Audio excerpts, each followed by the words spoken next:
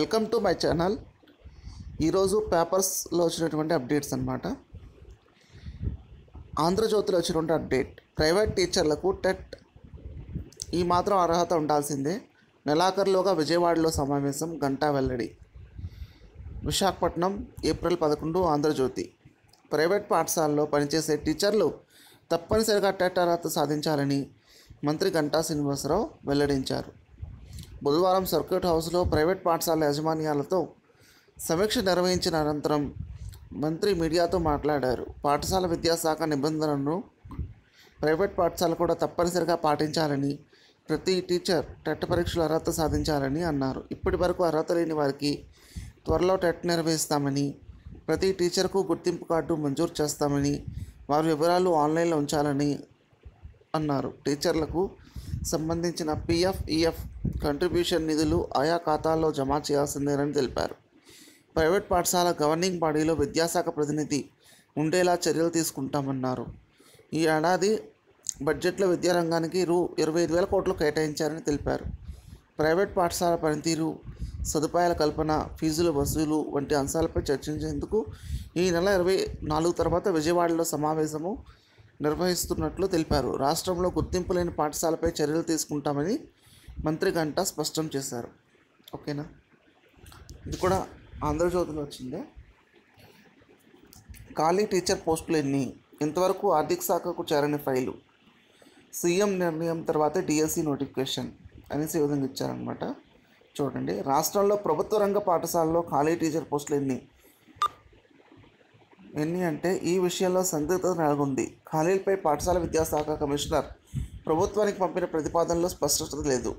సుప్రీంకోర్టుకు ఇచ్చిన నోట్లో రాష్ట్రంలో సుమారు 9,000 పైగా ఖాళీ పోస్టులు ఉన్నట్లు ప్రభుత్వం తెలిపింది. కానీ ఆ తర్వాత 12,320 పోస్టులతో డిఎస్సి నిర్వహిస్తామని మానవ వనరుల అభివృద్ధి శాఖ మంత్రి గంటా శ్రీనివాసరావు ప్రకటించారు.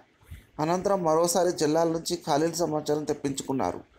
మంత్రి ప్రకటించిన దానికంటే ఎక్కువ పోస్టులు భర్తీ చేసేందుకు వీలుగా ప్రతిపాదనలు పంపారు. కొత్తగా కొన్ని పోస్టులు చేర్చి దాదాపు 14,000కు పైగా పోస్టులు ఉంటాయని తేల్చారు. ఇంతకీ ఎన్ని టీచర్ పోస్టులు ఖాళీగా ఉన్నాయి? కొత్తగా సృష్టించినవన్నీ? సుప్రీంకోర్టుకు చెప్పిన ఖాళీలతోనే డిఎస్సి నోటిఫికేషన్ ఇస్తారా, లేదా గతంలో ప్రకటించిన పోస్టులు ఖరారు చేస్తారా అనే విషయాల్లో విద్యాశాఖ అధికారులు స్పష్టత ఇవ్వడం లేదు. తాము పంపిన ప్రతిపాదనలు ఆర్థిక శాఖలో పెండింగ్లో ఉన్నాయని అధికారులు చెప్తున్నారు. కానీ ఇప్పటివరకు సదరు ఫైలు ఆర్థిక శాఖకే చేరలేదని సమాచారం. ఎన్ని పోస్టులు బట్టి భర్తీ చేయాలో ముఖ్యమంత్రి నిర్ణయం తీసుకుంటే దాన్ని బట్టి ఆర్థిక శాఖ పంపి అనుమతి తీసుకునే అవకాశం ఉంది. అప్పుడే డిఎస్సి నోటిఫికేషన్ విడుదల కానుందని సమాచారం. ఓకేనా, దీనిలోనే చూడండి, మరో టెట్ డిమాండ్పై. తాజాగా విడుదల చేసిన టెట్ ఫలితాలపై పెద్ద సంఖ్యలో అభ్యంతరాలు వస్తున్నాయి. రాష్ట్ర వ్యాప్తంగా 14,128 మంది టెట్ పరీక్షకు హాజరు కాగా 1,94,093 మంది అర్హత సాధించారు. ఈ నేపథ్యంలో మరో టెట్ నిర్వహించాలన్న డిమాండ్ కూడా అభ్యర్థుల నుంచి వస్తుంది. ఎన్సిటిఈ నిబంధనల ప్రకారం ఏటా 2 సార్లు టెట్ నిర్వహించాలి. సాధారణంగా ఏడాది తొలి త్రైమాసికంలో ఒకసారి, నవంబర్, డిసెంబర్ నెలలో మరోసారి టెట్ నిర్వహిస్తారు. రాష్ట్ర విభజన అనంతరం టీడీపీ ప్రభుత్వం వచ్చాక ఒక డిఎస్సి 2014 నిర్వహించింది. అందులో టెట్ను కూడా కలిపి పరీక్ష నిర్వహించారు. మళ్ళీ ఇప్పుడు విడిగా టెట్ నిర్వహించారు. అభ్యర్థుల కోరిక మేరకు మరో టెట్ నిర్వహించడమా? ఇప్పటికే డిఎస్సి నోటిఫికేషన్ ఆలస్యమైనందున అవకాశం లేదని స్పష్టం చేయడమా అన్నది తేలాల్సి ఉంది. ఓకేనా, ఇది ఆంధ్రజ్యోతిలో వచ్చింది. అలాగే చూడండి, మే 17 నుంచి డిఎడ్ పరీక్షలు అనేసి అప్డేట్ కూడా వచ్చింది. టైం టేబుల్ వాళ్ళది 17, 18, 19, 21, 22, 23 మేలో వాళ్ళకి ఎగ్జామ్స్ అవుతాయి అన్నమాట. అలాగే ఈరోజు 12th క్లాస్ అంటే ఇంటర్మీడియట్ యొక్క results, intermediate second year results వస్తున్నాయి.